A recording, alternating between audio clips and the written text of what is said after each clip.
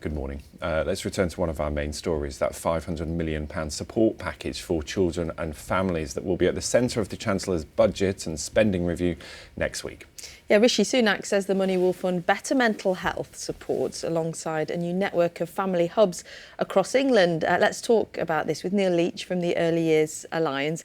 Good morning. So the government's saying there is this realisation that the first 1,000 days of life are vital, are critical to a child's development. Are they a bit late to this?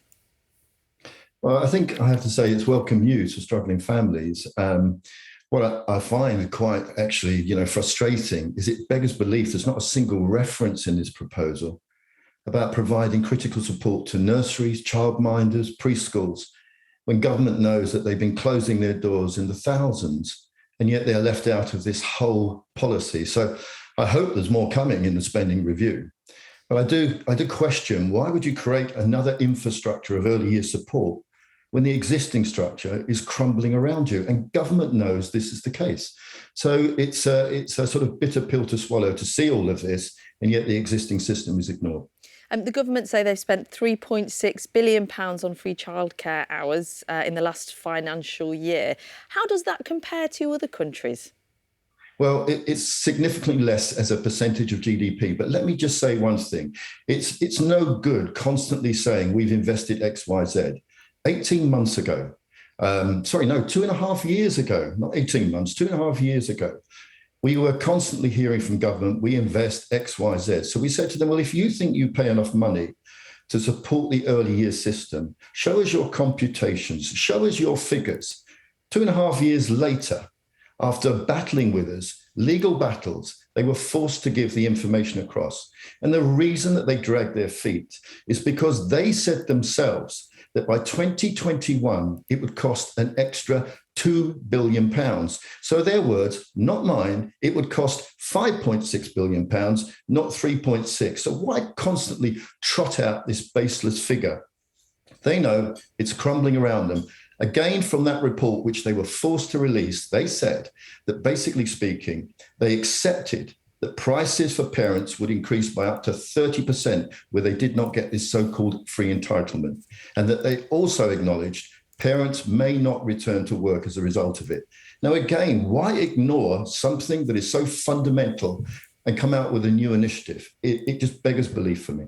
So £200 million being invested in the Supporting Families programme that targets specifically vulnerable families.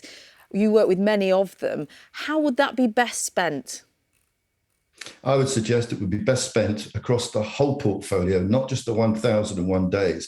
It's no good just supporting, and I'm not saying you take that money away by any stretch of the imagination. What I'm saying is it is no good supporting a child for 1,001 days, and on day 1,002, you've destroyed the very infrastructure that takes them all the way through to school. So this needs to be a complete package. This needs to be a complete policy, but we have no strategy in place. So compared to other countries, we flounder from one crisis to the next. So that's what's disappointing about all of this. What do you make of the family hubs? 80 million being invested in those, 150 across the country, across England alone. Compare that to 3,500 Sure Start centres that the Conservative government got rid of. Well, I think your viewers will make up their own mind. Is this just a revamp of an existing policy? And why did they allow Sure Start centres to wither on the vine? I can only assume it's the same approach to allow early years providers at this particular point in time to go by the wayside. We've closed our doors. 3,000 providers have closed their doors from the beginning, almost 3,000, I should say, from the beginning of this year. 16,000 in the last 6 years. That tells you we have a crumbling infrastructure. So I come back to this point. It's no good just having a bit piece sort of approach to this. It needs a complete revamp. We need an independent review to look at our early years and education system in the UK. If we were talking about 5-year-old children, we would not be having this discussion. Somehow we wake up and we realise that if we fail to get it wrong, if we fail to get it right, I should say, then effectively it will cost us billions. Somehow we ignore that just because a child's under the age of 5. We await the details. Neil Leitch from the Early Years Alliance, many thanks for your time this morning.